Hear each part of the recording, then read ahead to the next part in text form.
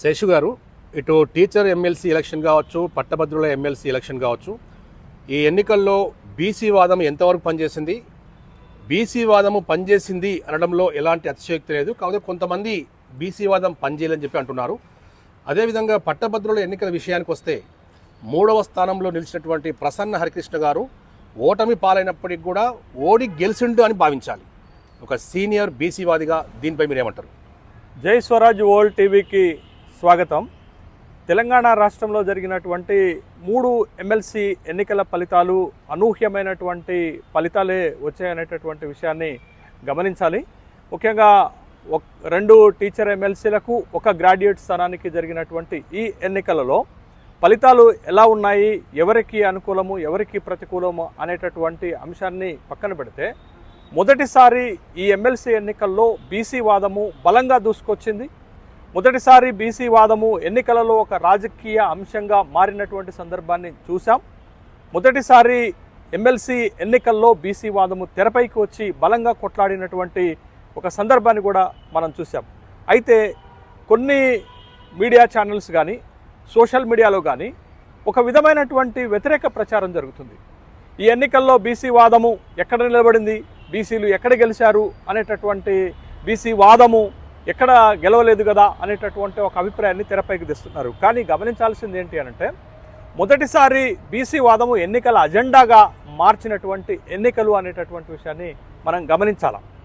ఇవాళ బీసీలు ఒక చోట గెలిచారు, 2 చోట్ల ఓడి గెలిచినటువంటి సందర్భాన్ని మనం చూసాం.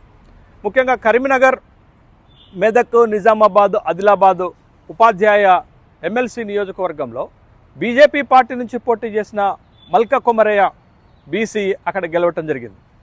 అదే కరీంనగర్, నిజామాబాద్, ఆదిలాబాద్, మెదక్ గ్రాడ్యుయేట్ స్థానానికి పోటీ చేసినటువంటి ప్రసన్న హరికృష్ణ 3వ స్థానంలో నిలిచినప్పటికీ కూడా 2 ప్రధానమైనటువంటి పార్టీలకు ధీటుగా 60,000కు పైగా ఓట్లు తెచ్చుకొని ఒక బలమైనటువంటి ఛాలెంజ్ విసిరారు.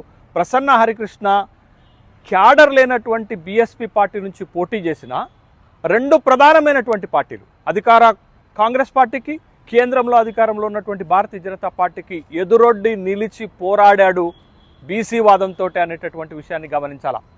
60,000కు పైగా మొదటి ప్రాధాన్యత ఓట్లు తీసుకొని 2 జాతీయ పార్టీలకు ముచ్చెమటలు పట్టించినారు. మరి 60,000కు పైగా ఓట్లు తీసుకున్నటువంటి ఒక బీసీ వాదంతో పోటీ చేసినటువంటి ప్రసన్న హరికృష్ణ బీసీ వాదం లేదని ఎట్లా అనగలుగుతాం?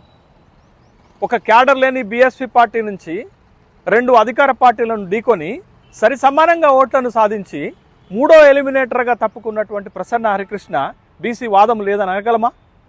బీసీ వాదంతో ప్రసన్న హరికృష్ణ అక్కడ 2 జాతీయ పార్టీలకు ముచ్చెమటలు పోయించి 60,000కు పైగా ఓట్లు తీసుకొని ఓడి గెలిచినటువంటి అభ్యర్థిగా, నైతిక విజయం సాధించినటువంటి వ్యక్తిగా ప్రసన్న హరికృష్ణను చూడాలా.